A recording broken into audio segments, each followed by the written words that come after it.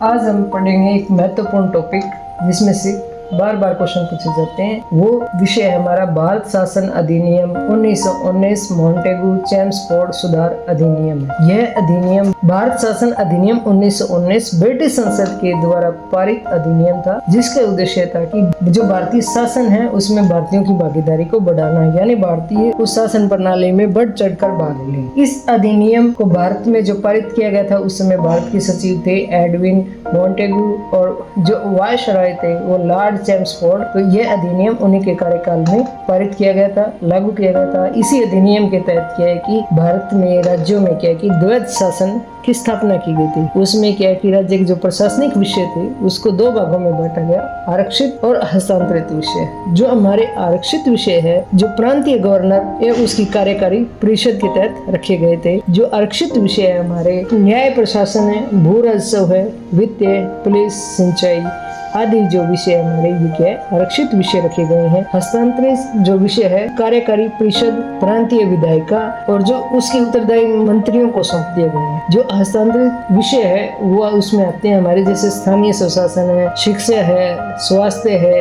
कृषि है, ये सब विषय हस्तांतरित विषयों में रखी गई है। इस प्रकार राज्यों में द्वैध शासन प्रणाली का प्रयोग किया गया। राज्यों में जो द्वैध शासन प्रणाली का जनक है यानी उस द्वैध शासन का जन्मदाता है वो लियोनेल कार्टिस थे। द्वैध शासन प्रणाली का जन्म दिया यानी उनको ही जन्मदाता माना जाता है कि भारत में जो दो राज्यों में जो द्वैध शासन प्रणाली है उसका। कई बार ये क्वेश्चन पूछ भी ले जाता है कि द्वैध शासन प्रणाली का जन्मदाता किसे के कहा गया है, द्वैध शासन प्रणाली शब्द किसने दिया है द्वैध शासन प्रणाली। तो द्वैध शासन प्रणाली का जन्मदाता है वो लियोनेल कार्टिस कहा जाता है और उन्होंने ही क्या है कि जो राज्य में विषय थे उसको दो भागों में बांटा था, आरक्षित और हस्तांतरित विषय। इसी तरह क्या है कि भारत में केंद्र और प्रांतों के बीच में भी क्या है द्वैध शासन प्रणाली की भी स्थापना की गई। इस अधिनियम के द्वारा ही पहली बार क्या है केंद्र में द्विसदनीय व्यवस्था स्थापित की गई थी। इसमें भी क्या है कि केंद्र और राज्यों के बीच में यानी प्रांतों के बीच में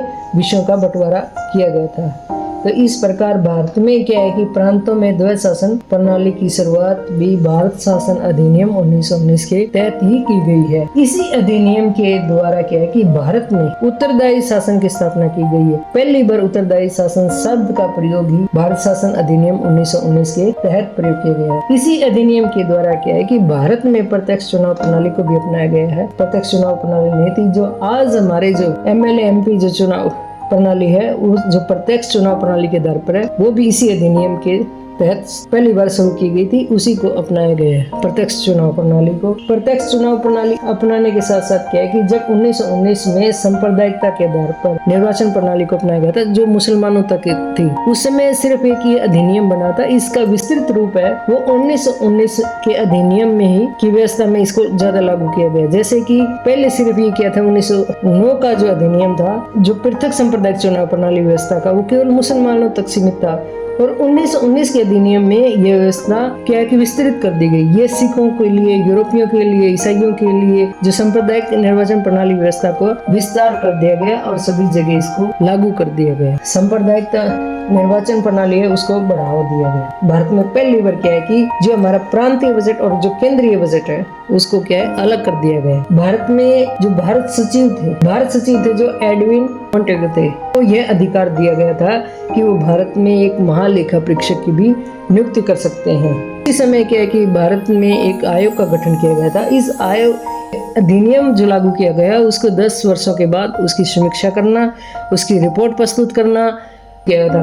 परंतु क्या है कि जो 1927 में भारत में क्या है कि जो साइमन कमीशन भारत में आया तो आयोग भी इसकी रिपोर्ट को पेश नहीं कर सका। तो साइमन कमीशन आया तो उसका क्या है बहुत ज्यादा विरोध किया गया, इसलिए इस प्रकार ये आयोग क्या है अपनी रिपोर्ट प्रस्तुत नहीं कर सका। तो इस तरह क्या है कि भारत में बहुत सारे कार्य है जो बहुत सारे अधिनियम है जो 1919 के तहत लागू किए गए हैं। जैसे कि हम ज्यादातर पूछ भी ले जाता है कि भारत में उत्तरदायी शब्द पहली बार प्रयोग कब किया गया। भारत में प्रत्यक्ष चुनाव प्रणाली है और भारत में महिलाओं को जो मताधिकार है वो किस अधिनियम के द्वारा दिया गया।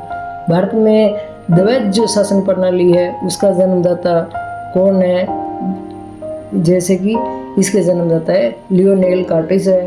भारत के सचिव को भारत में भी क्या है कि महालेखा परीक्षक की नियुक्ति का भी अधिकार दे दिया गया।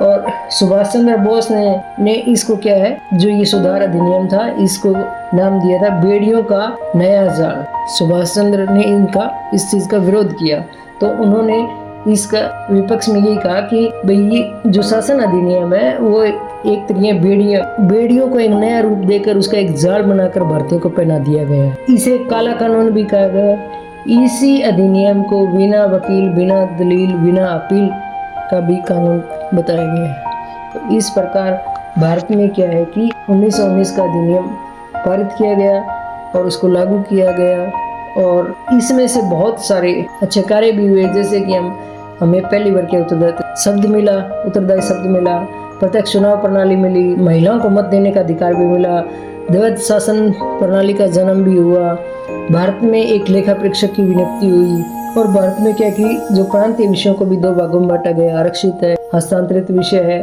ये विषय किसके तहत आते हैं? एक समीक्षा आयोग के भी गठन किया गया। तो इस तरह के क्वेश्चन क्या है कि परीक्षाओं में ज्यादातर पूछ लिया जाता है। केंद्र में जो द्वैध शासन प्रणाली है वो किस अधिनियम के अंतर्गत लागू की गई? राज्यों में भी द्वैध शासन प्रणाली किस अधिनियम की लागू की गई?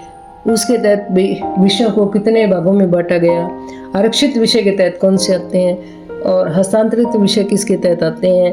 तो इस प्रकार के क्वेश्चन क्या है कि लगातार पूछे जाते हैं। इसमें से बहुत सारे क्वेश्चन बनते हैं जो बार बार परीक्षाओं में पूछे जाते हैं। तो इस प्रकार आप इस टॉपिक का 2-3 बार अच्छे से रिवीजन करें, इसको बार बार पढ़ोगे, इस वीडियो को 2-3 बार सुनोगे तो आपको क्या है कि समझ में भी आएगा, और जो एग्ज़ाम में जो क्वेश्चन पूछे जाते हैं वो भी आपके क्लियर होंगे। Thank you.